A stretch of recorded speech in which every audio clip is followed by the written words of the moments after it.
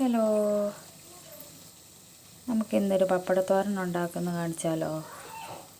എന്തായാലും 2024 തീരുന്ന ദിവസമല്ലേ, ഒരു പപ്പടത്തോരൻ അങ്ങ് ഉണ്ടാക്കി കഴിച്ചാലോ? നമുക്ക് പപ്പടം ചെറുതായിട്ട് നുറുക്കിയെടുത്ത് ഇങ്ങനെ വറുത്തെടുക്കണം. ഇങ്ങനെ വറുത്ത് എടുത്തതിന് ശേഷം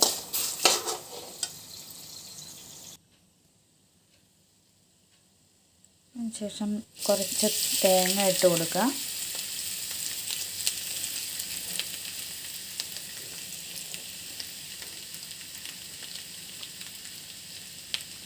ശേഷം കുറച്ച് ഉള്ളി,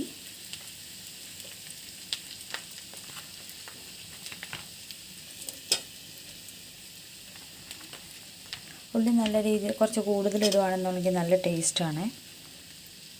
നമുക്ക് വേണമെങ്കിൽ ഈ തേങ്ങ ഒന്ന് ഒതുക്കി എടുത്തിട്ട് നമുക്കൊന്ന് ഇടാം കേട്ടോ. സാധാ ചമ്മന്തി അരയ്ക്കുന്ന പോലെ ഉള്ളിയും മുളക് പൊടി ഇടുകയാണെങ്കിൽ കുറച്ച് കളറ് കിട്ടും കേട്ടോ.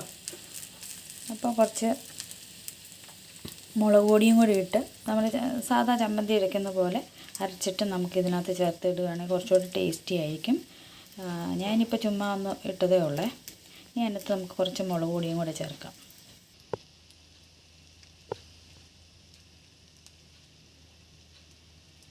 കുറച്ച് മുളക് പൊടി നമുക്ക് തൂക്കിക്കൊടുക്കാം കേട്ടോ.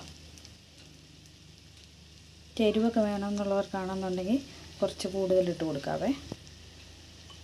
നമുക്കൊന്ന് ആഡ് ചെയ്ത് കൊടുക്കാം.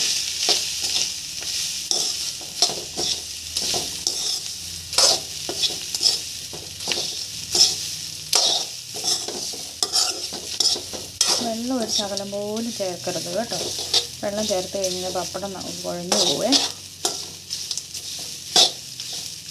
കുറച്ച് കറിവേപ്പിലയും കൂടി ഇട്ട് കൊടുക്കാം.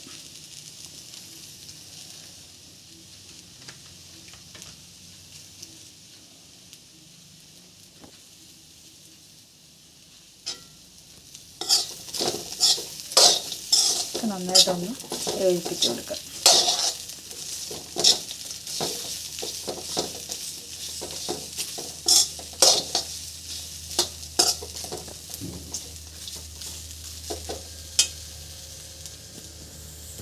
പപ്പടത്തിന് ഉപ്പുള്ളത് കൊണ്ട് നമുക്ക് ആവശ്യത്തിന് ഉള്ള ഉപ്പ് അതിൽ തന്നെ കിട്ടുവേ. ആവശ്യം ഉപ്പിൻ്റെ കൂടുതൽ വേണം എന്നുണ്ടെങ്കിൽ മാത്രം നമുക്ക് കൂടുതൽ ചേർത്ത് കൊടുത്താൽ മതി.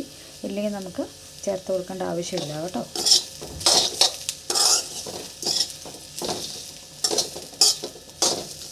പപ്പടത്തോരൻ കാണാൻ തന്നെ നല്ല രസമല്ലേ. ഒരിക്കലും മൂടി വെച്ച് വേവിക്കല് കേട്ടോ. അതിനകത്ത് വെള്ളം വീഴുന്നതുകൊണ്ട് വീണ് കഴിഞ്ഞാൽ അതിൻ്റെ ആ പപ്പടത്തിൻ്റെ ആ ക്രിസ്പിനെസ് നഷ്ടപ്പെട്ടു പോകും കേട്ടോ. കണ്ടോ? ഹായ്, എന്താ രസമല്ലേ കാണാൻ. അടിപൊളിയല്ലേ കാണാൻ. ഈ പപ്പടത്തോരനും കുറച്ച് തേയും കൂടെ കൂട്ടി കഴിക്കുവാണെങ്കിൽ നല്ല ടേസ്റ്റിയാണ്. കുറച്ച് നേരം നമുക്കൊന്ന് വേകാനായിട്ട് വെയിറ്റ് ചെയ്യാം. ഇച്ചിരി ഉപ്പ് കുറവുള്ളത് തോന്നിയാൽ ഒരു ശകലം ഉപ്പ് ചേർത്ത് കൊടുക്കുന്നുണ്ട്.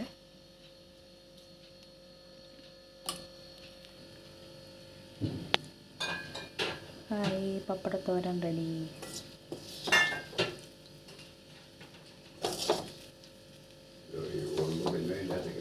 നല്ല അടിപൊളിയായിട്ടുണ്ട് കേട്ടോ.